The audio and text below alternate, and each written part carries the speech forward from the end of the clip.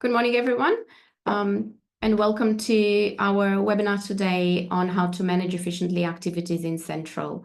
I do assume by now that some of you might be familiar with the activities module, but definitely you have probably used the finance module as well as the portal. So let's just jump straight into it. A couple of housekeeping items. This session is running for about 90 minutes.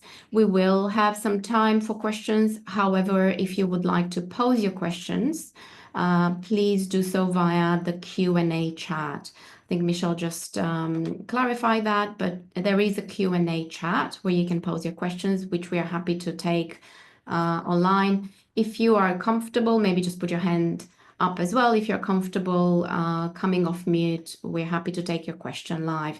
There's quite a big group today, so we'll hopefully be able to go through all the questions. The chat will be reserved for us to provide you with some useful links and resources that we'll post there. Feel free to just copy if you find that they are useful for you. So there's two webinar series, so today and this Thursday, just because we have identified that a lot of schools that are already using the finance module and perhaps the parent portal and the app, there seem to be a lot of questions out there around the activities module and parent portal. So today's session is all about how you can use the activities module more efficiently if you already use it. As well as for this coming Thursday, we are looking at school fees and payment via the parent portal and app. In a day where, digital payments are so much in favor and they're so ubiquitous, I think that's good to have a full understanding of how the parent portal can assist you in doing that.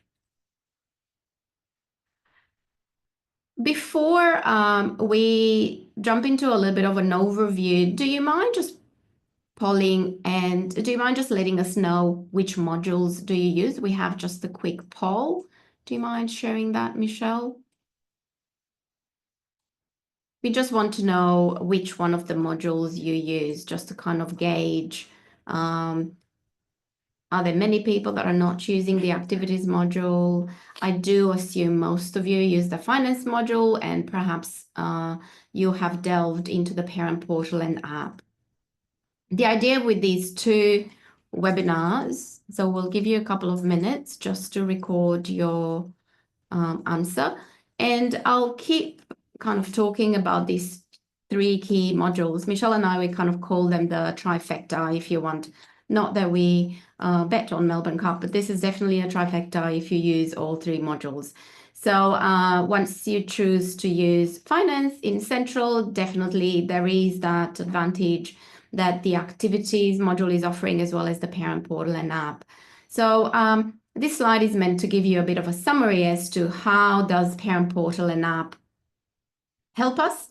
The parent portal and the app, once your community is using it, it allows to view and also obviously provide digital permissions. So hopefully gone are the days where you still shuffle paper for those permissions and trying to file everything in a folder. It also facilitates digital payments. Now, the digital payments, as perhaps you've already noticed, and these three modules, as you can see, they're so intertwined. The digital payments are facilitated by just using the finance module in Sentral, because it's enabled via a guest portal. However, the parent portal and the app provides you the additional information about the student. So we do encourage those of you that don't have the parent portal or the app used in your parents' community, we definitely encourage you to do so. And Michelle will talk about more on the Thursday session about the parent portal and that connection with the finance module. What else you can do in activities? You can, it obviously connects with the finance module, so you will be able to have that full visibility of permissions and payments of those fees at both levels, at both teacher level as well as front office level.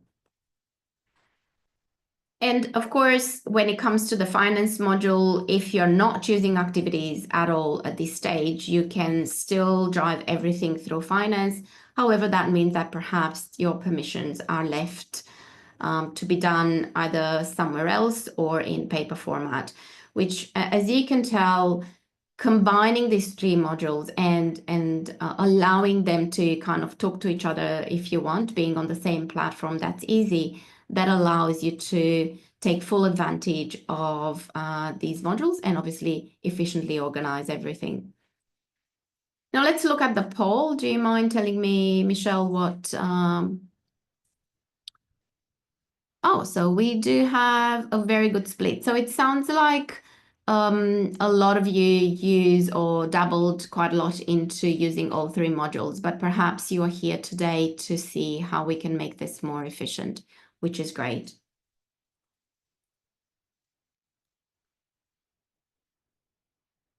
Let's look at what we're going to cover today from a content perspective. Today is all about activities and, of course, the connection between activities and the other modules. But we are going to give you key considerations of what activities module does, the capabilities of this module, and some key settings. We're not going to go into a lot of detail around settings, because you can definitely see what's possible and then decide what you want to enable or not. We're going to look at the key steps of organizing an activity, and this is going to be a hands-on session, right? I'm going to actually create an activity in our activities module, an activity that has a workflow that gives you some questions, that pushes out permission forms in a digital format, as well as generate the fees. So for those of you that are not familiar on how to do that, please stay tuned and just keep an eye on these steps. We're going to summarize everything that we covered, as well as use some use case scenarios and best practice. Both Michelle and I have had many training sessions with schools that have already embarked with Sentral for the finance journey, using the finance module.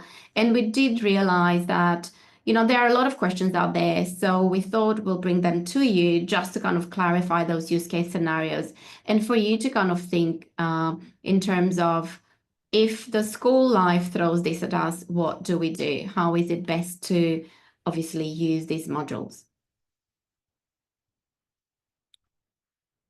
Let's go into looking at the key considerations. So as mentioned, activities as a module can be set up, and for that you need to have the right permissions. Like all the other modules, as an administrator or executive, you have access to the setup and the configuration of that module. So kind of looking under the bonnet if you want. Activities will work as it comes off the shelf as you purchase Sentral. However, it makes sense to customize it for your own school. It makes sense to adjust it for your processes and policies. You can definitely, if you're an administrator or somebody that's an administrator in your school, you can definitely adjust roles according to your internal policy and procedures via that manage permission area in the Sentral setup. So all you have to do, go into Sentral settings, manage users, and then decide which one of the users in your school should be an administrator or not. I do believe that we've mentioned this many times, so I'm sure you are familiar with how to assign those additional permissions. If that's another case, let us know and I can always show you. When it comes to the activities module, would be good to give you a summary onto what other modules this connects to, right? All these modules, you have access to 30 odd modules and they sit on the Sentral platform. Obviously, it is important to understand that they are connected and can be connected very easily. So the modules, activities module, the other modules that it connects with is finance. So obviously for all those of you that are New South Wales department schools that use this Sentral module, as well as the parent portal and the app. So that will allow you to send notes digitally and to receive consent from parents and carers automatically. And in addition, now that you use the finance module, we can send fees and accept digital payment. Isn't that great? That's a big time saver. And as I said, in a day and age where everybody's expecting to pay for things and services digitally, that comes in very handy. It also connects with the academic report. So for those of you that are not perhaps knowing that already, all those activities, all those cohorts that you organize in the activities module can be individually shared into academic reports. So that's obviously for reporting your student participation in extracurricular activities. A lot of schools do that, and it's just very easy to flow those cohorts from the academic into the academic reports straight from the activities module. Profiles. Profiles is another module that activities interacts with, and it allows actually a flow into activities of all those relevant flags from profiles. So all those do not publish flags that you have in the setup profiles, all the do not publish, the medical alerts, all those plans that perhaps you've already set up with an automatic flag in Sentral, all of those, if relevant, you can surface in the activities module. Why is that? It's because it adds just another layer of knowledge that does not need to be necessarily backed up by a pile of paper for a teacher that takes the kids on an excursion. The other module that activities connects with that perhaps some schools use, some schools don't, is attendance. Activities module allows marking the role and sync of a particular code. Now, typically in New South Wales, schools choose the code as school business. So if a teacher would mark the role at an activity level, that can just trickle straight into attendance, providing you connected these two modules. If you don't connect the two modules, you can still use in attendance that particular cohort you defined in activities for your bulk absence on the day when the excursion happens. So just for you to keep that in mind. If you're a high school and you use the student portal, that's also having a good connection with the activities module, as well as house points. So activities can be assigned a number of points if your school, typically high schools, if your school assigns points according to participation. So I just wanted to give you just a quick overview to the modules that activities connect. We're going to share at the end of this session a survey, and let us know if you would like us to explore in further webinars any of these other modules and connection with activities. For today, however, we're not going to have time, so we're going to focus on finance and the parent portal and app. Just wondering if there are any questions, Michelle, around this at all? Yeah, so I'm just monitoring them, and I'm gonna be replying to them via the Q&A. Okay, anything that I need to address? Not right now, no. Not right now. Yeah. Okay, excellent. So we'll move on then. I promised to show you a couple of settings without necessarily spending too much time in the back end, because depending on what you want to switch on, you can do so. If you've not used activities at all, what is a must is establishing your categories, adding your venues, and doing some sort of default settings. There are a couple of tips here, which, if I may point towards, just define your categories as broad themes. It could be your cuppa, it could be your sport, it could be your excursions. So something that, if you have a high volume, will allow you to find that particular activity category or that particular activity within that category easier.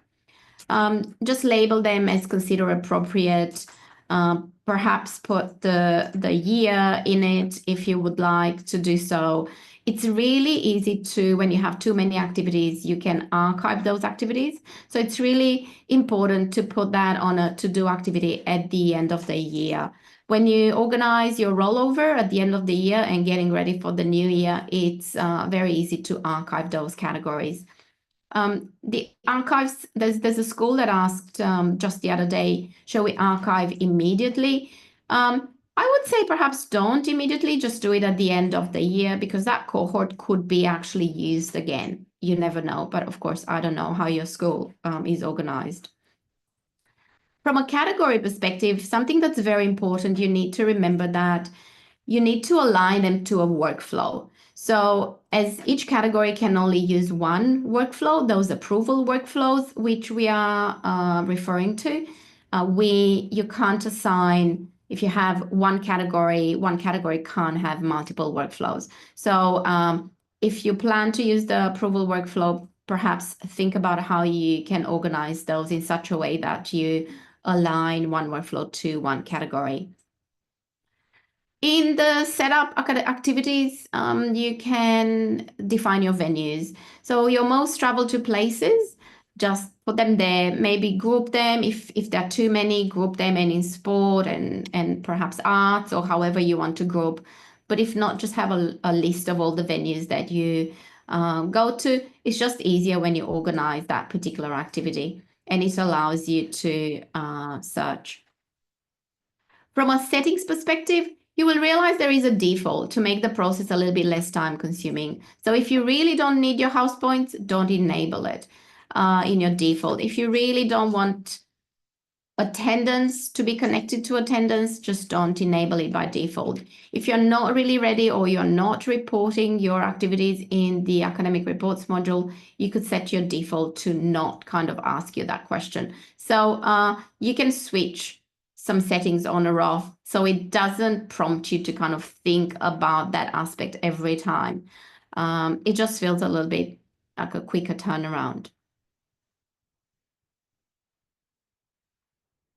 Let's look at capabilities of this module. So this module literally is aimed to help schools manage the whole process around excursions and activities like sports, drama, scripture, incursions, or any sort of other grouping or cohorting of students that's outside your typical role classes, academic classes, or years. It allows you to kind of group those students in a similar manner that EBS was doing for you. So if you use that functionality in EBS, now you can do that if you've chosen Sentral for your groups, rooms, and staff. The benefits of the activities module is mainly the fact that it offers one place for all the information on an excursion. So that includes your fees issued, the payment, your risk assessment if you're going to go through the approval workflow, as well as any of the approval process that's reflecting your internal process. The configurable workflows allow you to literally align it to your approval policy that you have at the moment, and also allows you to keep editing it if your process is changing. Activities allows to manage the full cycle of the event. So the before with all the approval, during where you manage students, you add them, you make sure that you surface those flags, as well as the after. After meaning that you now want to chase payments or push that cohort, attendance of that cohort into your academic reports.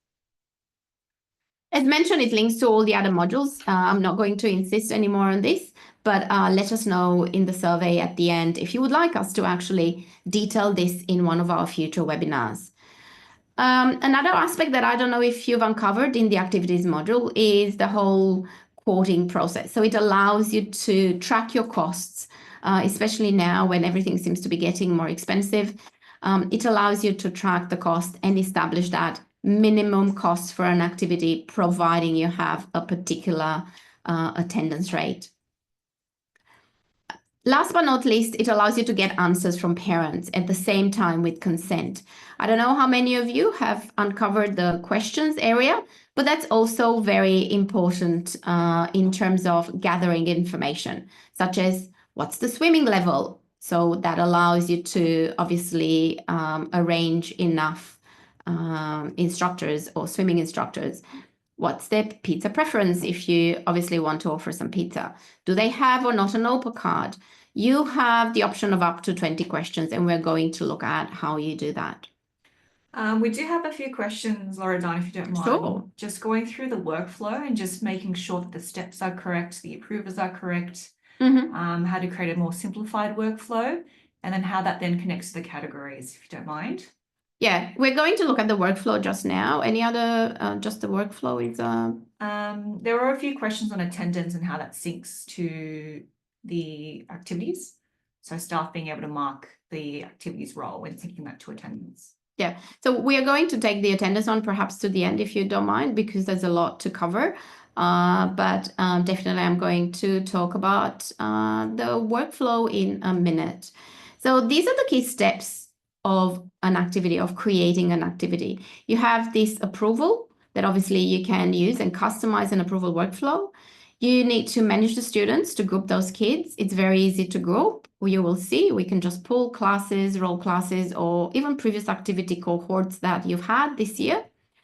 Allows for a cost calculation if you need that. You don't necessarily need to use it. Allows you to gather information, send permission digitally, and generate those fees to appear in finance module. So again, you have the option of generating fees from the activity module as well as from finance, because they're both connected. Now going to the workflow, this you can embed the internal approval workflow by activity category. And our recommendations are, as next steps, to discuss internally your school's current process steps. And I'm going to show you what you can do. You need to discuss approvers. Again, this is very much an internal process. You would know if it's the deputy that approves one particular step, or if it's the AP or is the principal, depending on the size of your school. Once you decided on categories, as I said, there's only one workflow per category. Try and keep it simple, clear and clear steps that are aligned to your process and something that people are already familiar with. So don't kind of just try and revamp everything.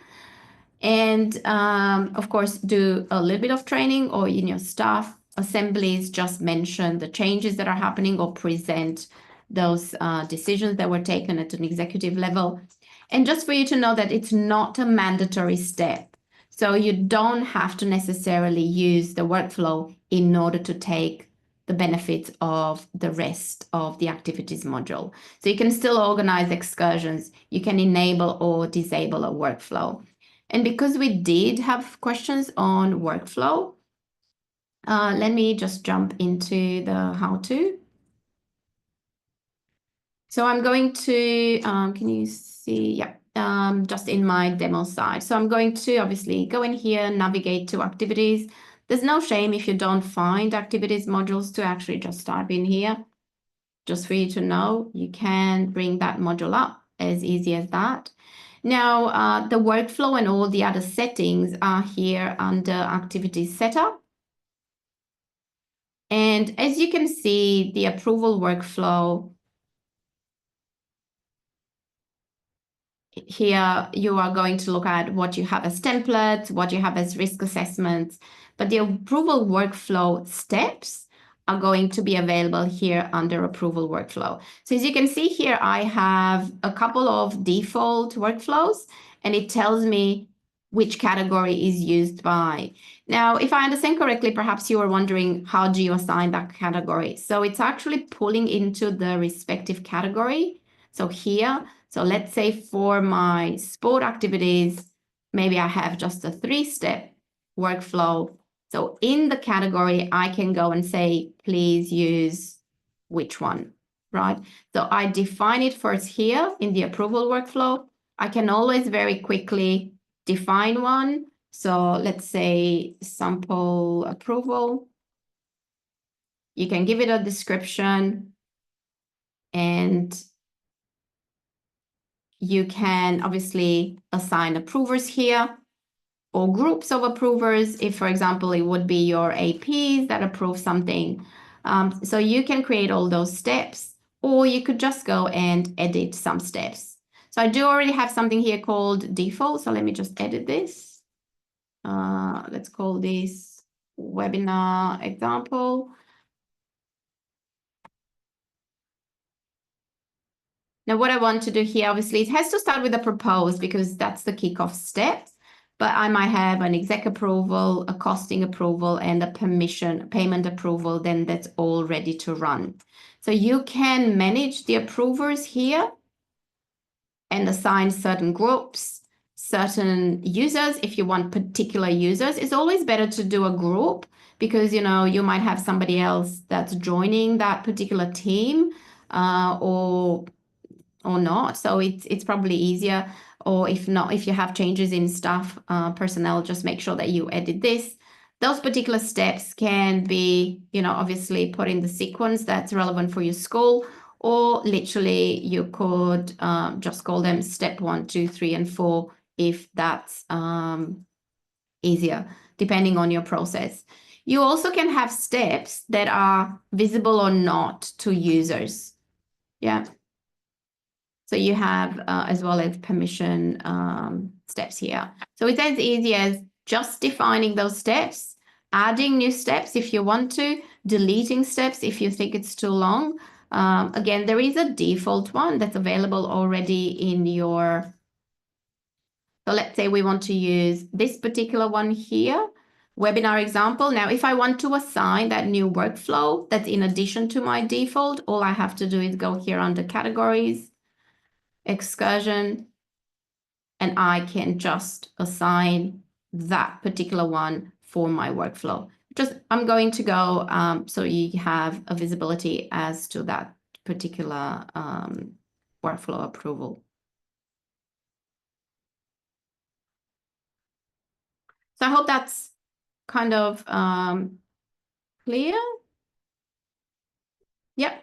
So let's now go and create an activity, an excursion, if you want, just for you to see what options you have there, as well as how you do so. So let's say we want to create an excursion using that new workflow. So I'll go in here and create a new excursion. If I already have an excursion that I want to look for, I can search here, top right-hand corner. So again, it's not necessarily best practice, but I typically save them because this is a demo side. I save all my excursions and activities. I just put the year, but it's not necessarily something that you must, whatever works for you. So let's create a brand new one. So your excursions would appear here. I can create a brand new excursion with the new workflow, either here or come up and create a new excursion.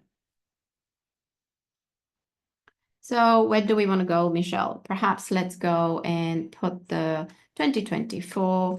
Let's use this as a webinar example, and perhaps we want to go on swimming carnival. Everybody does a swimming carnival.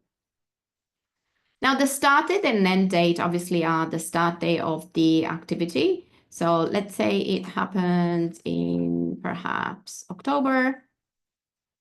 And it's an activity that starts at 8 a.m.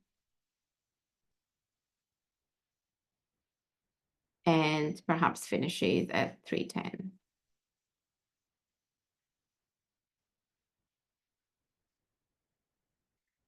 Now, ideally, we would like to have all the permission form due by, let's say, the 29, I guess. If that's not the case, obviously you could adjust this one, but initially you can't put it beyond, obviously, the date of the event. Now, anything that's created, anything that's added here, so all details added in this window will appear for parents and carers in the portal.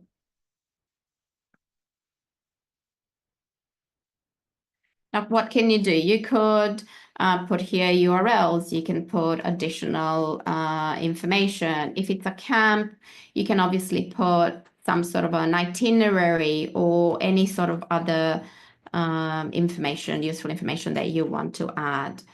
Organizers here, we just need to identify who are the organizers. You can have multiple organizers or just one. Venue. So as you can see, I already have some venues here. The other ones are the ones that I've added in via the activity setup. So let's say that we're going to our local pool.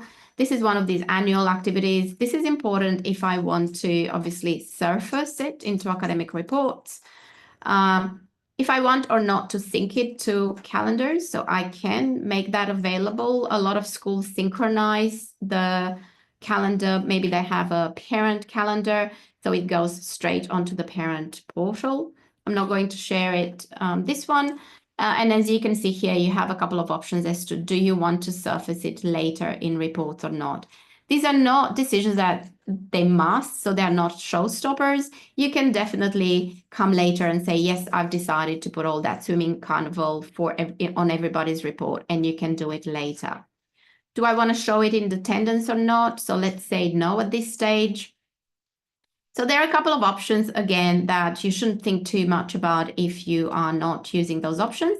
However, just for you to know that it exists. If you want to show it in attendance, you need to switch this on, and then it'll flow into attendance in the attendance module. Do we want to allow self-registration here? The idea is that here self-registration works only with the student portal, so we don't necessarily need that. So let's say we've got all these selections. Yes, I want to show it in portal. So as you can see, I'm now at the stage where that new workflow that I've appended, it's coming up. So it's requiring exec approval, costing approval, permission payment, and until it becomes ready to run with those particular approvals that we have assigned. Now, I can, obviously I don't need for this particular one to wait for anybody to approve. I've got kind of higher rights, so I can approve myself. But just imagine that this would be perhaps, I don't know where you are in your school, at what stage of using the activities module, but perhaps you can be at a stage where the teachers would just do this step. So for this step to work, then you would need to manage students. So I'll go in here under manage student attendees, so I can add students. So as you can see, I can add students by role class, by academic classes if I am a high school. So all the academic classes will be reflected as per your timetabling package, as per EdVal. Let's say I want to add them by role class, and maybe I want to add all the years. So you just have to obviously add particular role classes. So all we're doing is we are selecting all those role classes and we add them to the right-hand side. You could sometimes even create a list. Nothing stops you from creating a list with the entire school if you want to, just if you want to use that cohort for another time. I do have particular students that I have on my portal. So you can select students individually here. I do have a family that's already on my portal. And just to show you how the permission will come up, as well as there's these kids as well. I don't know exactly what classes they're in.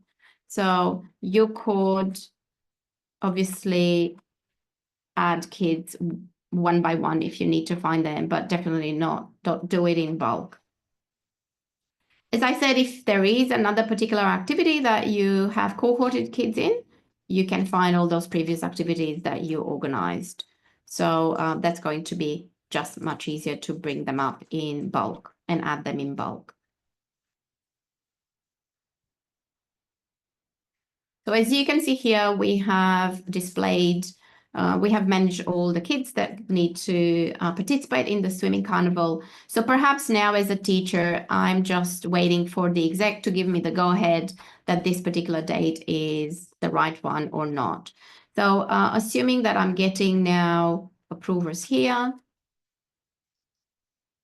it's going to go to the next step, and you probably will realize that we've made the approval process a little bit more clear and allowing additional information to be added.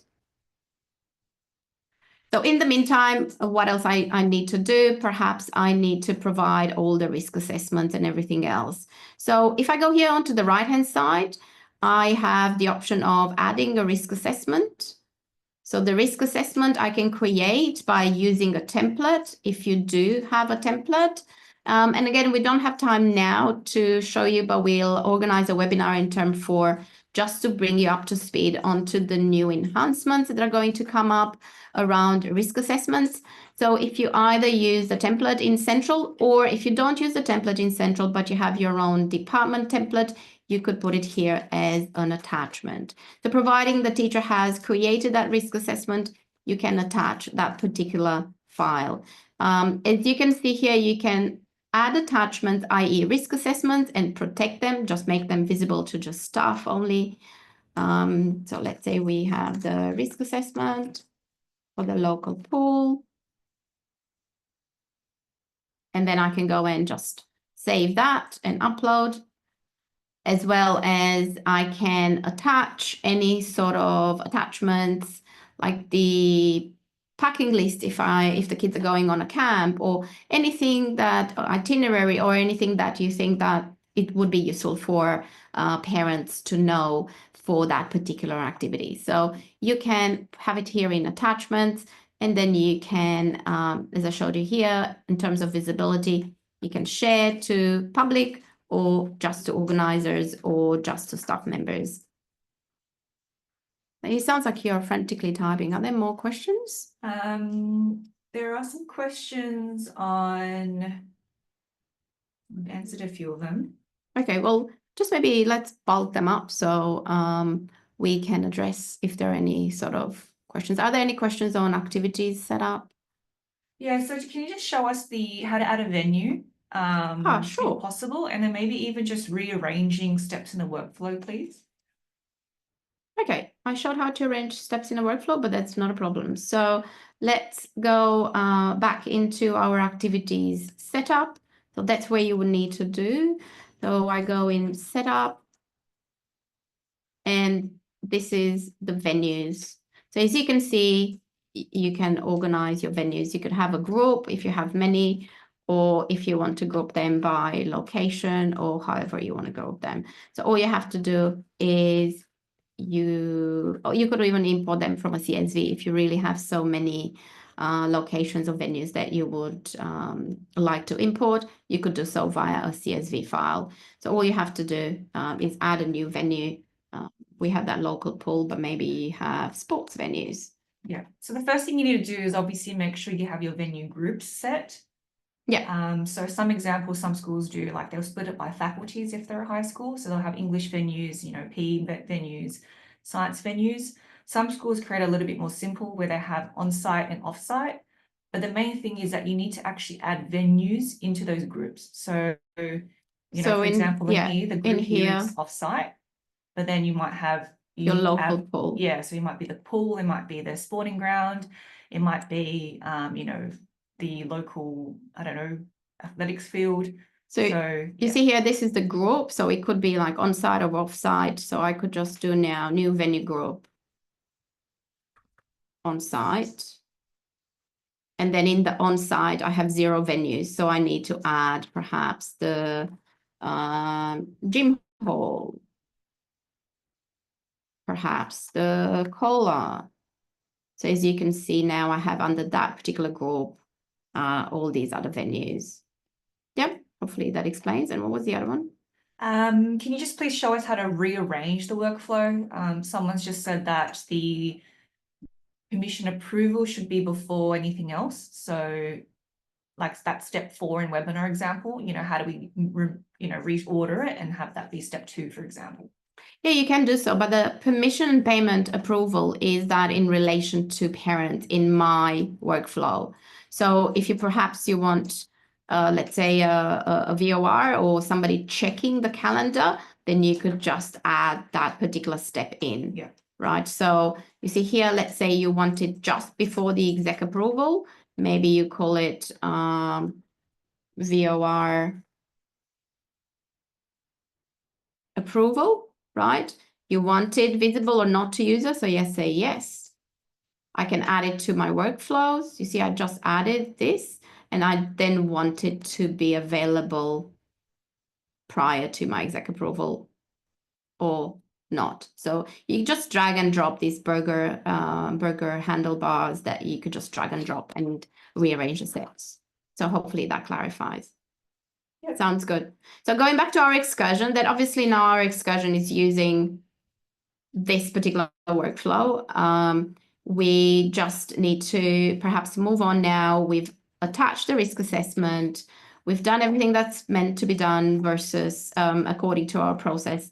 I'll just confirm the approval. Let's look at costing. So now we know that's going to happen, but we're not really sure how much is going to cost. Now the costing approval, and you see all these different steps, they can be actually implemented or executed by different stakeholders.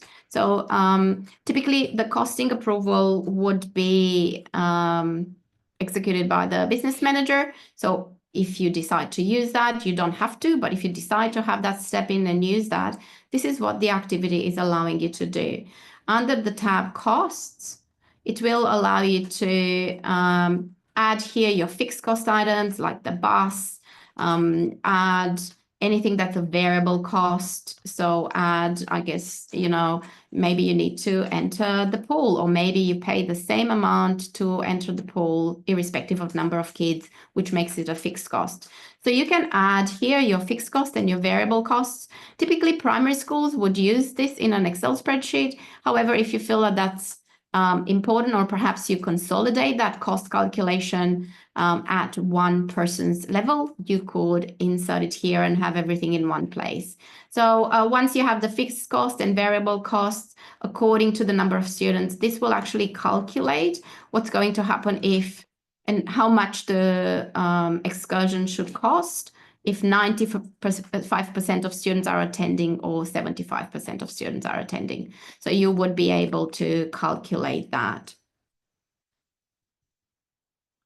I'm going to move on to, so let's say, and now we have all the costing done. Again, you don't need to use this, but let's say that's done by the business manager and it's confirmed.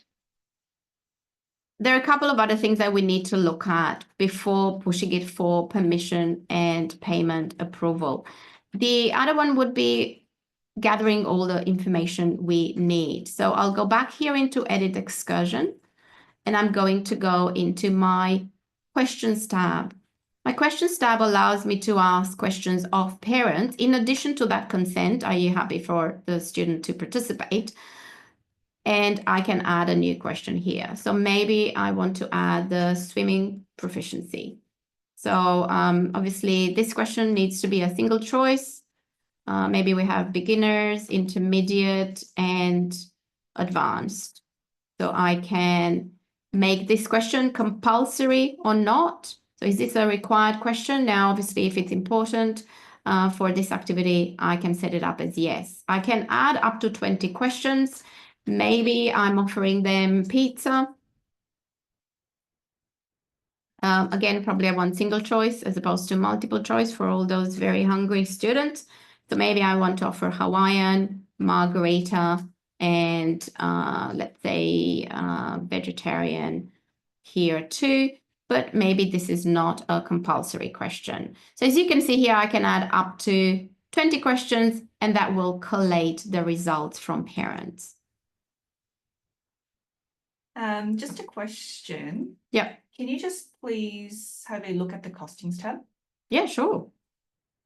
So just go into Edit Excursions, and that's just a second tab on this screen. So yeah, when you edit the excursion, you have all these other tabs here. Again, you can or you don't need to use, it's up to you. So this will give you the overview that we obviously filled in when we organized the activity. And this is the one from a cost perspective. Now, this allows you to just only use it for planning or again, not. So you would just add here the fixed cost, like how much the bus is. Some bigger schools that are not consolidating, like larger schools where you kind of leave it to teachers, might end up having a price range for the bus, right? And now with the budget cost and everything, I think schools have even become even more aware. I'm not saying that it's easy, but you become even more aware of the cost per bus. So maybe if you organize 3-4 excursions, perhaps it's better to negotiate a better bus price, and perhaps it's better to be done by just one person, by the business manager, for example. So that would allow you to obviously know exactly how much you're spending. So that fixed cost you would enter here, as well as any sort of variable costs that vary according to the number of kids. If you take them to the movies, would be the entry ticket. If you take them on camp, or if you provide any sort of food, you'd just be able to put the details here, and that would provide you a bit of an estimate as to 75% student attending or 95%. Sometimes it's only a couple of dollars difference, but it makes, a difference if for your quoting, for your activity. Can you just show us how to update the number of students just at the top? Yeah. So just here. So let's say you have 100 students. Or you can just hit update costing count, and that will just grab the number of kids in the actual activity. That will just grab the 49. Yeah. If you they'll provide the number of kids from your list, right? We only have 49 kids here. Yeah. And then how you add the cost. So let's say this is the bus company. Yeah, so the bus hire, I don't know how much is a bus these days. Let's say 550 with the GST, and then variable costs. Perhaps you want to water, and then it's, I don't know, 250. And perhaps you also provide, I don't know, maybe a snack. Yeah, $3, and maybe you also want to provide entry fee. I don't know if it's a variable cost or not. Yep. So as you can see here, it's already calculated how much for, we only put 49 students. I know for swimming, perhaps is a little bit more. So then if you want to, change that, it'll give you the estimate according to the number of students and what capacity. So if you know from previous activities you've organized that 95% of students typically attend the swimming carnival, this is the amount you need to quote for that particular activity. If you want to be on the safe side for 75%, this is the amount to quote. Yeah. So again, you can or not use this one. And the other one was, as I showed you, the questions, which we've already provided. So let's say do you think we're ready to roll, Michelle? I think we're all good to go. So we are going to wait for approval. And we'll be ready to run. So I now am in a position of publishing to portal. Just to point out that even after you publish, if you ever decide that this swimming carnival activity needs to appear on students' academic reports, all you have to do, you go back in here under academic reports and you switch this on. And then in academic reports, you just import all those cohorts and attendance. Just for you to know that's possible, even if you've not done that from the very beginning. So we are in a position of publishing to portal. Now, this is where I'd like you to just pay quick attention, if you don't mind, on these options. Ask parents for. So we can go out with information only type of an activity where you just tell people, perhaps you want to tell them that some schools use this to update contact details on a particular URL, or you want to give them the heads up around camp and assess interest. So you could go out with a permission only, payment only, or permission and payment. So I think for most efficiency, I recommend permission and payment at this stage. And you'll be able to just go out with this particular one. So let's say the swimming excursion, you choose the fee category that obviously you have in finance. Don't think we have all the categories, but I can search for excursion. Whatever internal order if you have, and your cost center. So let's say now we decided that we're going to charge $17 for that one. This is the line item, and it's going to push that to the parents. Do I want to send the questions here? Yeah, so just on this screen here, just to clarify, someone's just asked what costings actually go to the portal. So in the edit excursion or edit activity, that second tab where we had costing, that's just internal planning only, right? Yes. So this is where you figure out how much we want to actually charge the kids. But it is this screen here where you're publishing it to the parents, where you then determine, okay, we actually want to charge our kids $17. So it is this screen here that parents will be able to see.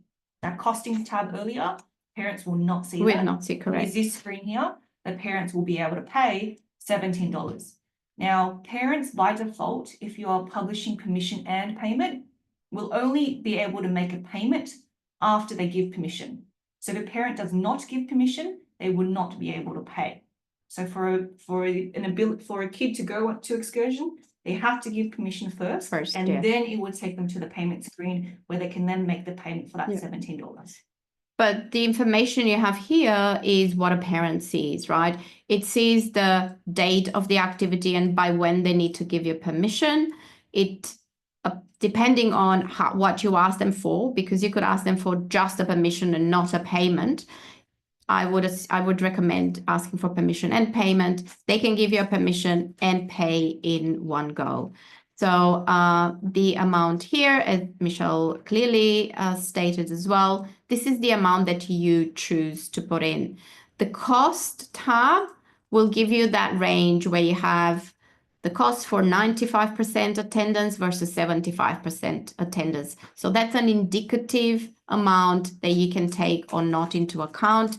You might say, based actually on our previous excursions, we usually just charge $20 for this, just as flat fee. Again, it's your call, but this is what parents will see. Now, what I can do here as well is to push a notification to parents via the Sentral app.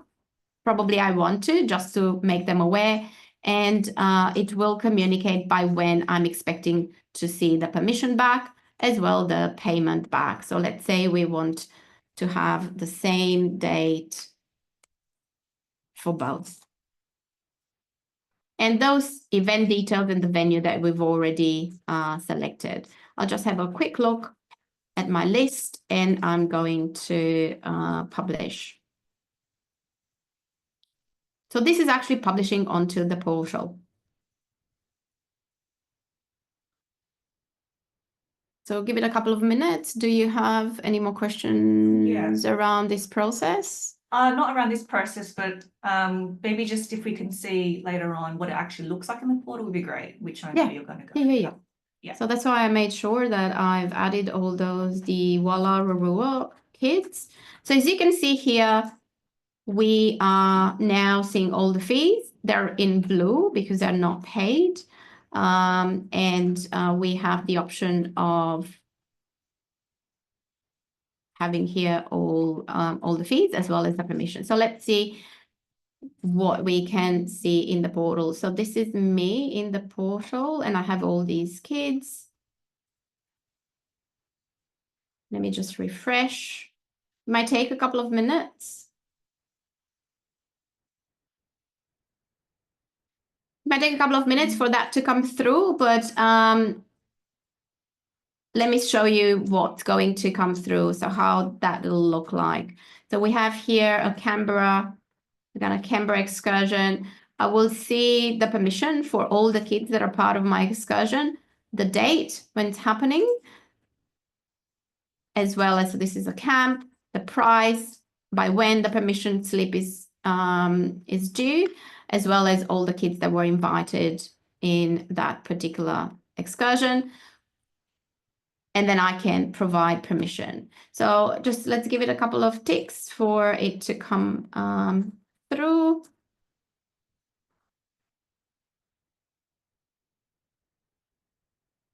If I have one activity I prepared earlier.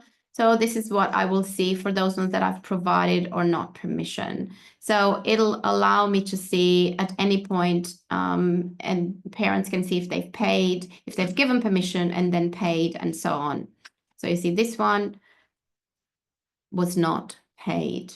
So let's hope that'll come through. Our internet connection is slightly slow today, but that should come through in a tick. I've invited all these kids.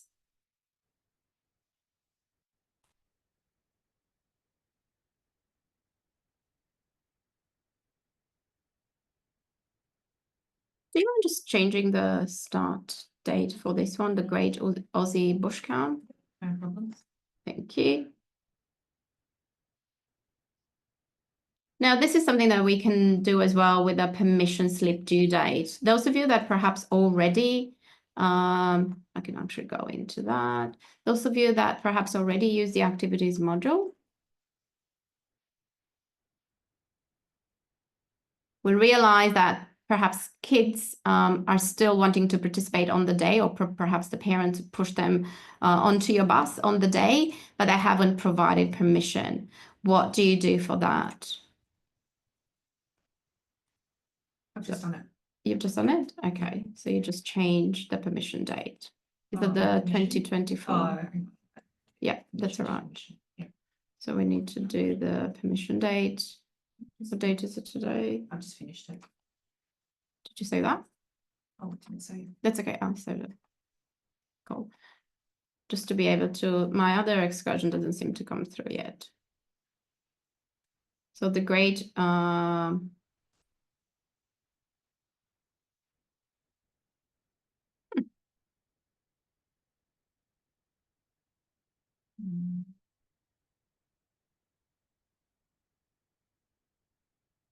just bear with us. I just don't understand why the other one is not coming up.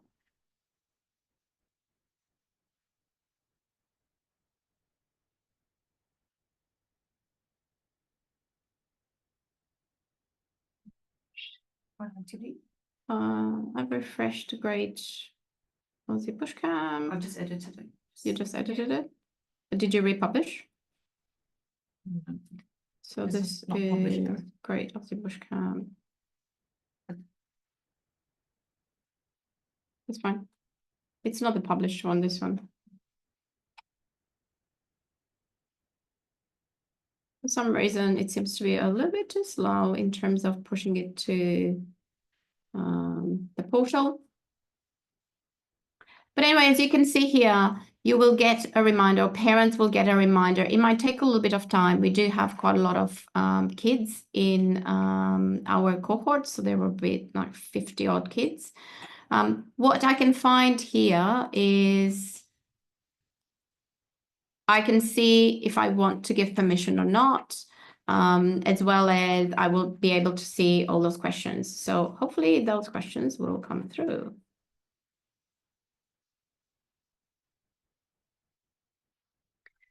I'll be able to give permission first, and then I'll be able to pay. There it is. So finally it's come through. Apologies for that. It looks like our internet is very slow today. So this is the 2024, the initial one that we just presented and we created together. So it's finally come through. So if I look at the details here, it'll give me all the kids that are now invited, all my kids. Obviously, this is my parent portal, and I am in a position of providing or not consent. So let's say, yeah, Chelsea can go, and she's a beginner, and she would love margarita pizza. No medical conditions, all good, but grandma will pick up after the event finishes from the pool. She just lives across the road and she is happy to pick her up. And as you can see here, I can give consent for all, and I can, after I given permission, I proceed to payment. So I have to do permission first and then payment. I'm not going to be able to pay at this stage, but I can make a payment here. The payment is done via the department payment platform, and that's going to be reflected here as paid, as well as in the finance module. So again, just for you to remember that activities and finance are very connected, and you can see as soon as the payment has been done here by the parent, you can see it in the finance module, as well as teachers perhaps can see the permission and the payment as well. I don't know if you remember our payment, but if you don't mind, if you could pay this. I don't know the details. We don't have the details. This one has changed, so we don't have a credit card where we could just pay. And actually, that's quite a lot of money for some of these kids. So might as well not do that. So as you can see here, as a parent, I have to provide permission, as well as I can see here all the fees. I can pay straight away with my permission, or I can come back later if I do not have the funds available. I can also just choose, for example, you see here, I can choose how much I pay, which could be less than the amount that's due. So that's also offered. A new feature that I wanted to mention in here is the ability for parents to save their credit card. So now if they have their credit card details, they can save it here, and those credit card details for ease and convenience of payment will be reused. Now going back to permissions,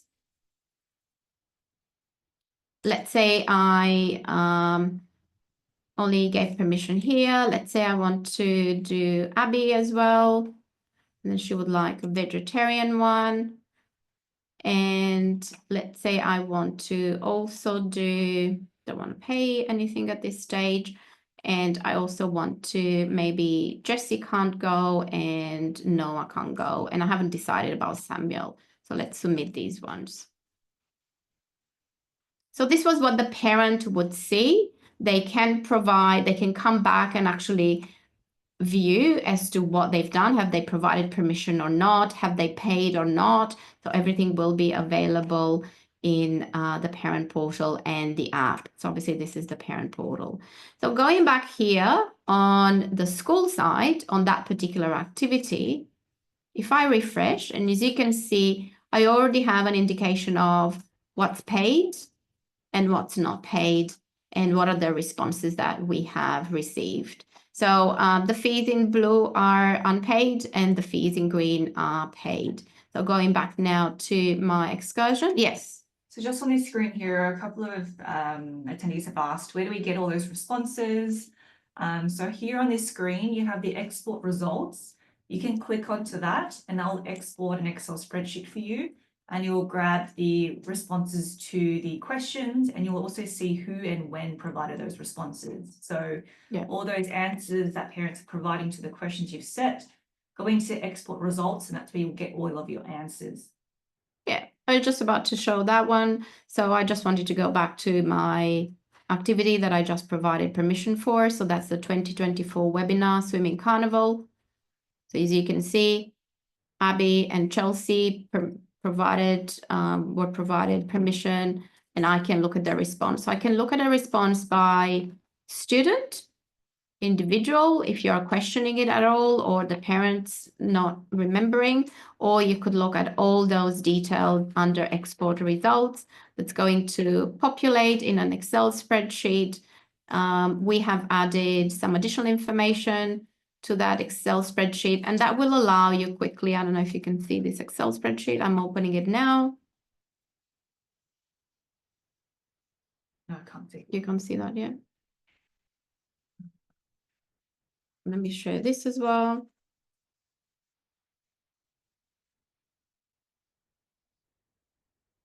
Can you see this?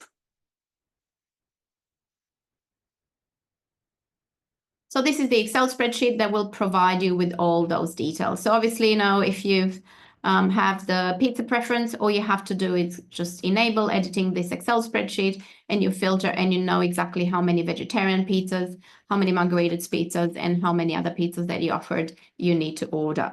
So again, you'll be able to export this Excel spreadsheet at the end of when you've retrieved all the permissions and the activity has been closed. So are there any other questions around this? So I hope that's quite clear in terms of areas that you can organize and obviously areas that you can use. If we're going back to my PowerPoint.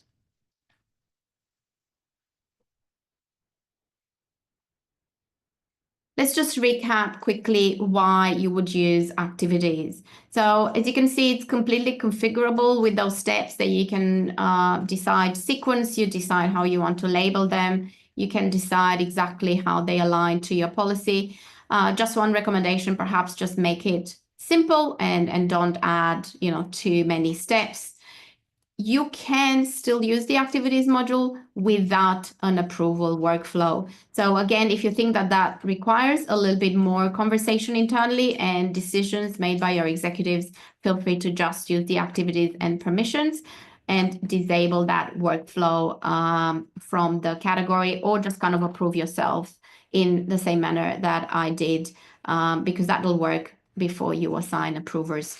As you can see, there's an integration between different modules, and there is visibility over student participation in that academic report if you want to push that. But in summary, the steps are: you do activity approval if you want to, you manage students, you group those kids. It's very easy to group. You can or not use the cost calculation. Again, that's just for internal purpose, for you to come up with an informed decision around the real costing that you are having for that particular activity, and also to give you an overview and an estimate of how much you should charge for. You can gather information in the activity. You could use up to 20 questions.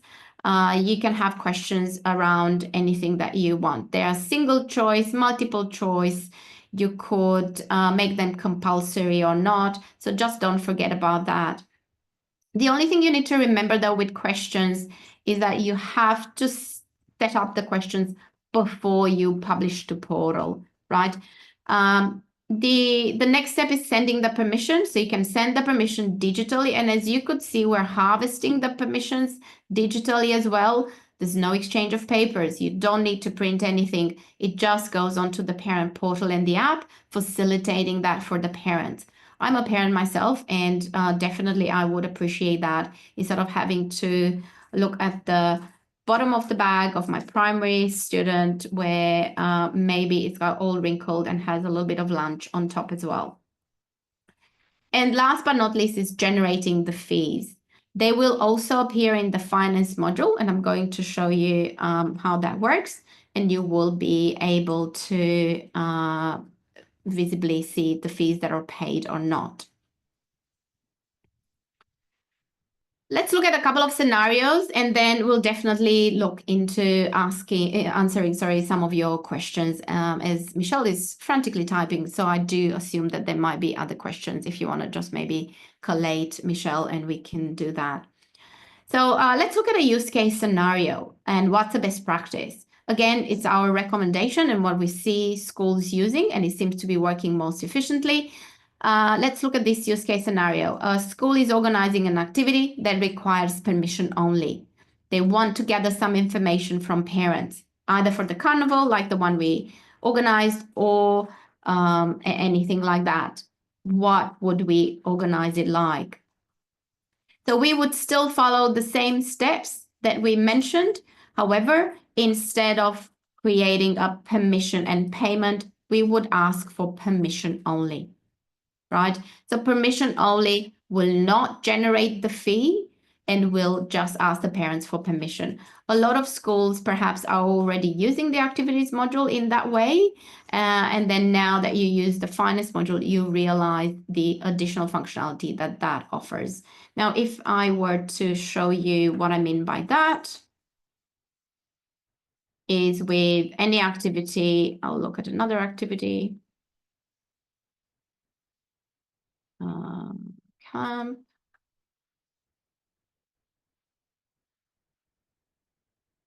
When I want to publish to portal, this is the one I mentioned. So you could do a permission only. A permission only means that if there is a fee, you will do the fee a little bit later once you figure out permissions. Let's look at the other use case scenario. So again, this in itself, sorry, just to still stay on this scenario, this in itself, the digital permissions, pushing them to the portal, that should be the first step that you are considering if you're still using paper permission forms. So if you're using paper permission forms, then we definitely encourage you to set up the portal and invite your parents to use the parent portal and the app, because this will be a game changer and a big time saver. If you don't have the portal and you would like us to help, let us know, and then we can definitely help you set that up.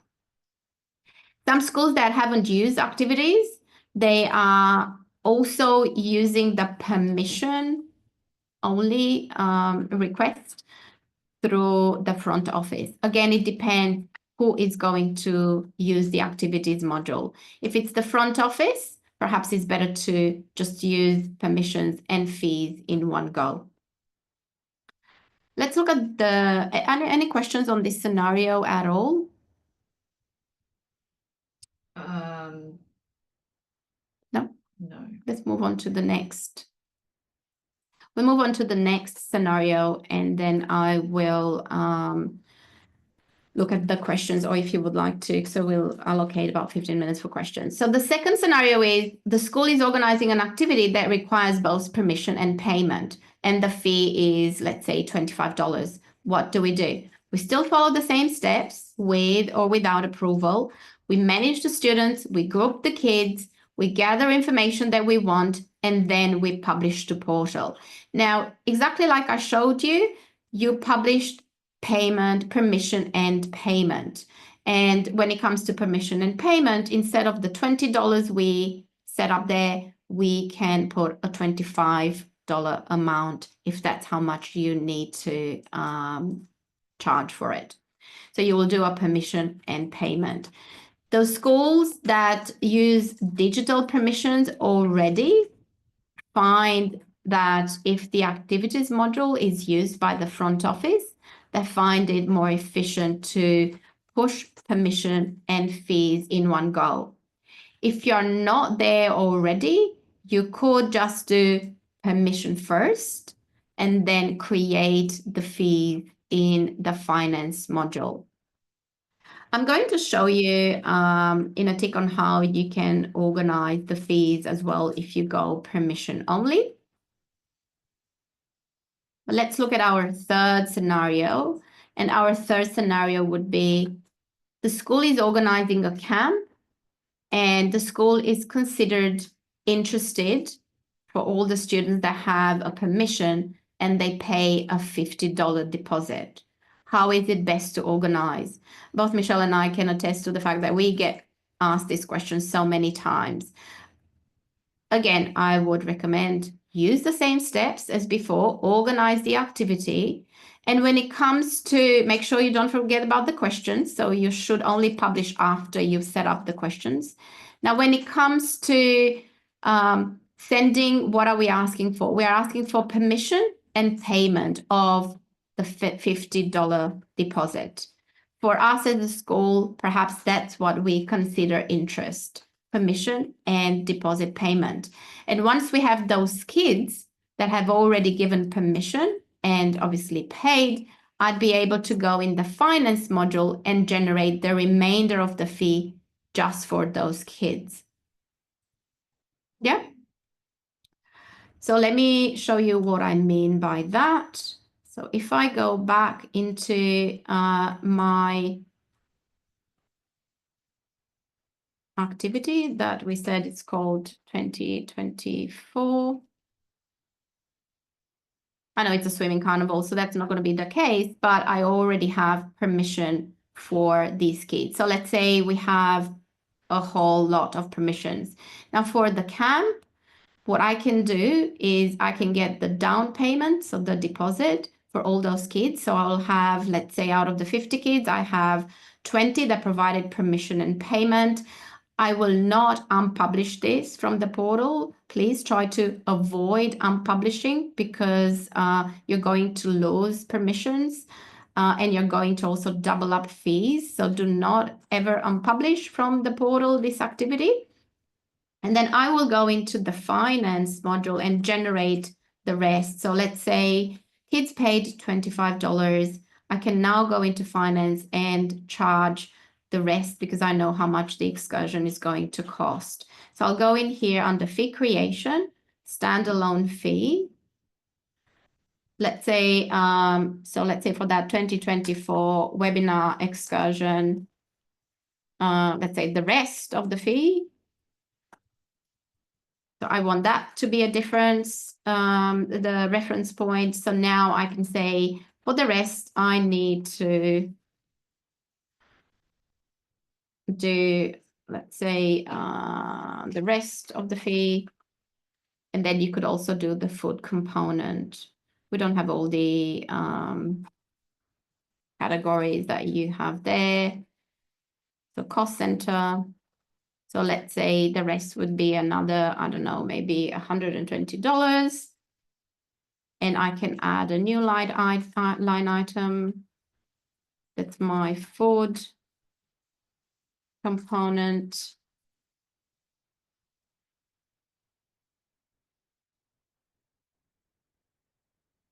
And then the food component, let's say it's another $60. Apologies if these amounts look nothing like reality. So obviously I still want to group by student and build to student. Now this is the most important one. I need to link it to the activity.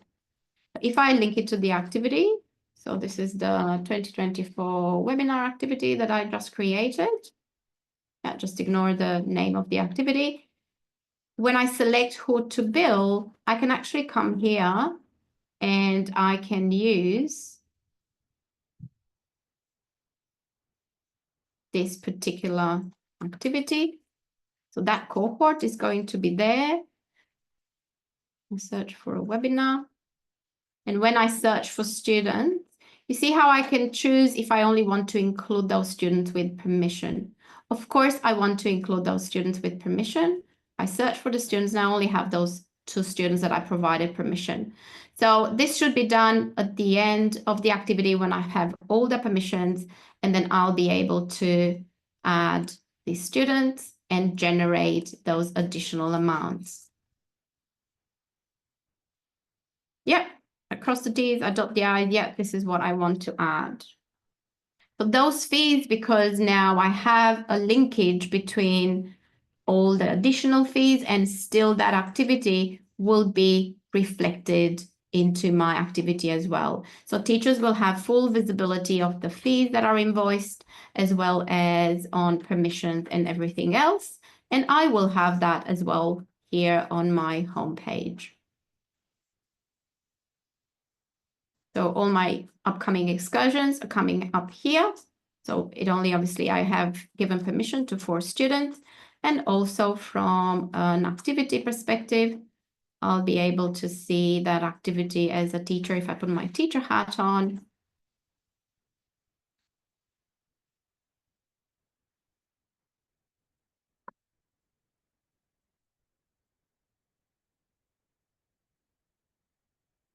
And you can see here there are all those additional fees for all those students that have provided permission, but only those, yeah? So there's that linkage. So always remember to link when you generate fees to that particular activity. So I guess linking it puts you in a very good position of deciding how it works for your school as a best option. Yeah. So what we've done is we just had a $50 deposit that was generated at an activity level, and now you only generate the rest only for the kids that got permission. Where does that leave you? That leaves you to having to cancel the fees for those kids that were generated the fee, but they're not interested in that particular activity, which you can do that either at the end of the activity or at the end of the year as part of your housekeeping and just tidying up process. So just a couple of tips. Make sure you define the questions prior to publishing to portal, because we definitely recommend against unpublish an activity, as you might lose permissions, and it also will double up your fees when republishing. You can do in activities permissions, and in finance you can do payment if you want to keep the 2 steps separate. We obviously recommend doing it in one go. It's more efficient, but if not, because maybe teachers do activities in your school, and then fees can be taken care of in the by the business manager. You can keep them separate. However, do not forget to link it to the activity so you can ensure that visibility. You don't want to run reports over reports for teachers to show them what was paid, what was not, how many permissions you have, how many you didn't. In terms of permissions submitted online via the portal, you can come back and just edit that end date in the permission, but still do not unpublish the portal. Yeah, I think the main thing here is just to highlight, if you have published an activity to the portal and you've got permission and payment set originally, if you unpublish and republish, you'll create a whole new set of fees. So please do not unpublish the activities. Otherwise, you just have to go through and just void the second batch of fees. Now, are there any questions? I mean, I appreciate that your scenarios might sound like something you do in your school. However, maybe you're not clear on something, or you have a particular scenario that you would like to pose. We do have some time for questions. And also would like to just bring up some additional resources. I don't know if you had the chance to put them in. Yeah, I've put them in at the beginning, but I'll put them in again. Yeah. But if you don't mind just showing us the fee register, because I think a few of us have, tried to surface, or just looking at how to surface those unpaid fees or surfacing those paid fees. So Of course. the fee register and applying some filters. Yeah. And even showing us how to bulk void fees as well. Yeah, awesome. If it's at the end of the year or end of the semester, how do we clear those fees if parents, obviously haven't sent their child to the excursion? Yeah. How do we clear up those fees? So that's those are very good questions. That means that you've already identified the advantage of issuing those fees in the activities module. So linking it with the activity, if you don't do it through the activity module, it's paramount, because linking it will allow you to come in finance, look at fee register, and actually filter based on that particular activity or any previous activity you had. So let's say here we want to search. You could always search. It'll bring up all the fees that are authorized for those activities. I mean, like, we haven't paid any of those. So you can see all those 55 fees. So that will account for the $20 fee and the additional amount we had for all these students. It will tell you that they are all obviously payable in portal, because these kids have a portal account. The parents of these kids have a portal account, however, not these. So let's look at a couple of things that we can do, because these parents can still pay digitally even if they're not on the portal.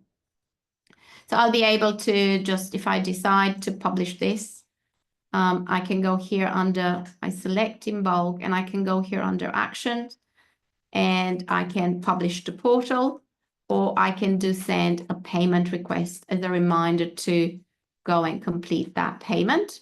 So I can do that. Now, if I want to look at the fees, let's say at the end of the activity, those fees that are not paid because those students have not provided permission either, I'll be able to do that in bulk. So I'll be able to just either choose those kids that, let's say, are not going to attend because they have not provided permission, and I can go and cancel those fees. We should also have a look at adjusting the fee amount, for some of those partially paid fees. Yeah, I can show you how you can adjust the fee amount as well for partially paid if you want. So these ones that have not been paid in full, and I want to cancel, these ones can be canceled, and then they will change their status to voided. Yeah, so I can confirm, and those fees will be voided. Now, in that instance where I have partial payments, I'm not going to have it in this particular activity, but I can go back in the fee register and show you some partially paid. See if I can. So again, I've not filtered on activities. I'm happy to find the partially paid. Perhaps this is now part of your end of year or end of activity. See if we have any partially paid.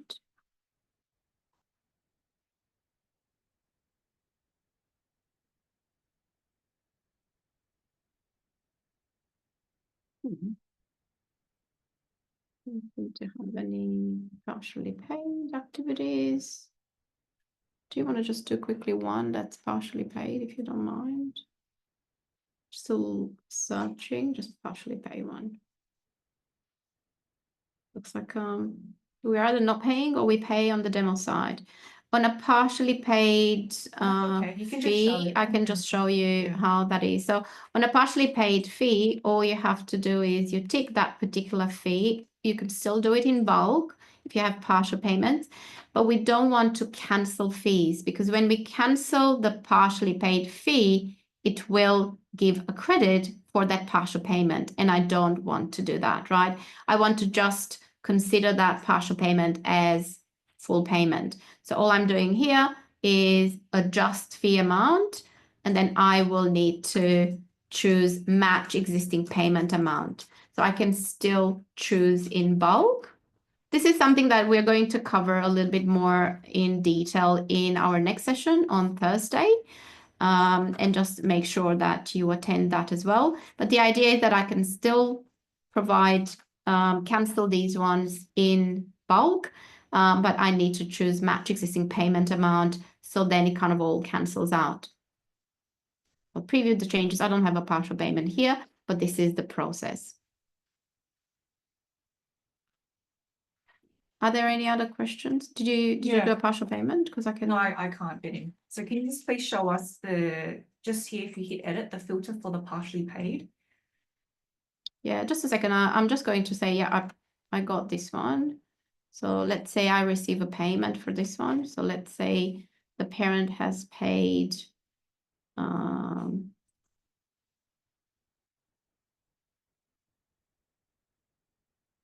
cash.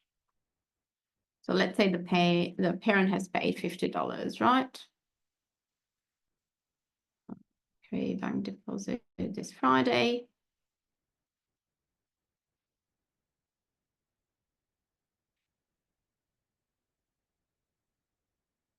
Yep, so this is partially paid.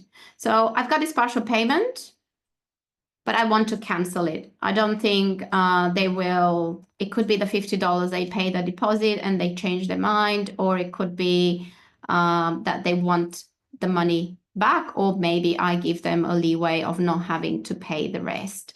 So if you cancel this particular partial payment, if I go choose the fee and cancel fee, this will create a $50 credit.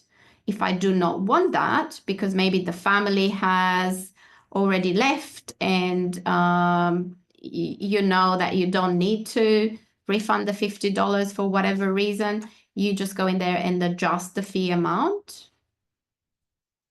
And then I can now say match existing payment amount. I previewed the change. Let's say family left school. I can preview the change and I confirm the update and save. Yeah, so this is how you would do it. Canceling fees, it will bring back to a credit. If you don't want the credit in this particular instance, all you have to do is adjust the payment to the fee. You can still do this for multiple partial payments. Hopefully that clarifies whoever's asked. And don't forget the fee register. I call them fee registers are your best friends, allow you to look at fees going back for 7 years. Remember that we have imported a lot of data from EBS, and then you can actually look at 7 years worth of data if you're ever interested. You can go back and look at that. Something that you need to put on your to-do list is at the end of the year, go and cancel those fees so you can start with a clean slate from next year onwards.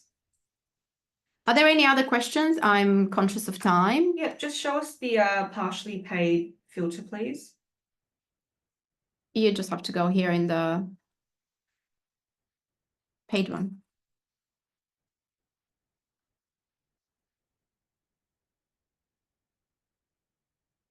I've cancelled the other one, so we're not going to have, but you all you have to do is just go and choose, because that will be a paid one. If you want to look at all, so what else you do here, if you want to look at ones that are paid or partially paid, If you look at authorized fees, this is everything that has not been paid. You could filter on activities. You could filter on fee runs. And this is something that's quite powerful but it takes schools a while to get adjusted to this fee run because this particular filter did not exist in EBS, right?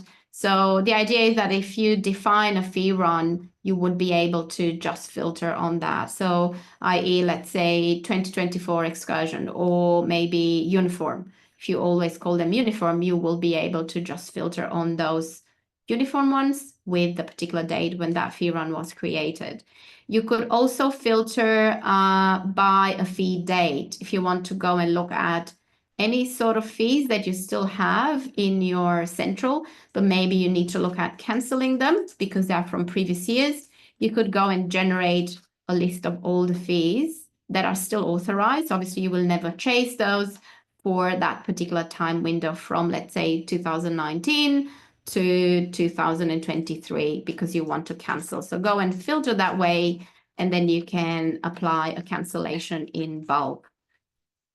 Of course, the fee registers give you all the fees, but what you also can do in finance, and I'm sure we're going to spend a little bit more time around the finance module on Thursday, so make sure that you join us. You could also look at the same fees that were generated through the lens of a student or of a contact. So you will be able to look at a particular student. So all the fees a student is owing will appear on the student's page, fees and credits and so on, as well as, so let's look at the fees. So Mrs. Wala Rarua, or you could look at a contact. So if I look at the contact, I'll be obviously looking at all the fees a contact that's connected to maybe multiple kids have now outstanding, or what are the fees that were generated. So you can see here now at a contact level, I can see all the fees for the linked students. Yeah. So if there is a credit from one student, and maybe that one student leaves the school and the family still has a credit, the way to surface that credit would be at a contact level, making sure the contact is actually connected to both students. So we'll look at more scenarios in the finance session on Thursday. Feel free to join us. Have you had a chance to put the links to Yeah, I'll do it in the chat if you don't mind? Also, let us know what you think, if you don't mind putting the survey link as well. If there's any other more questions, or if any of you would like to perhaps put your hand up and ask us a question. If you want to unmute yourselves, let us know. Still happy to stay for a couple more minutes if you have questions that need to be answered, especially around activities. As I said, around finance, we're going to discuss. So the focus on finance is on Thursday. I do appreciate our questions today as well, but feel free to join us on Thursday. We'll talk more about scenarios around the finance module. I just want to make sure that everybody's kind of clear around activities. You have those links there that include resources on the activities module as well as the finance module. Of course, if you want more help, we are happy to, if you want a one-to-one help, we provide a consulting and a training service. Feel free to let us know via the survey. Do you mind posting the survey link? Oh, Yep. Feedback form. Perfect. So Michelle has provided the feedback form. Just take a couple of minutes if you don't mind, and also give us suggestions on what other topics are useful for you, and we can organize more such webinars in term 4.